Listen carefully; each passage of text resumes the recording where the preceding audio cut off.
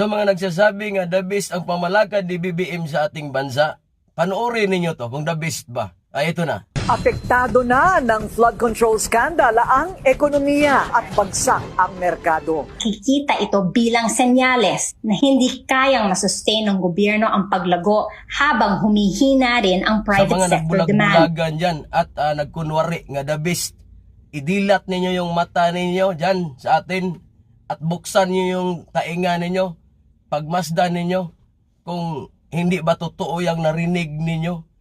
Hindi ba kayo nakaramdam ng kakaiba sa panahon ngayon, lalo na sa pamumuhay ninyo? Paano ninyo masabi nga the best? O yung mga nagsabi niyan, yung pumupuri, yan kita ninyo. At kaliwa kanan nga balita, ang kakarinig natin nga meron talagang di umano'y hindi magandang nangyayari sa ating bansa, may mga anomalya. Ayan yung the best. Para tos baliktad ang utak. Nagpatawa kayo, ito sa'yo.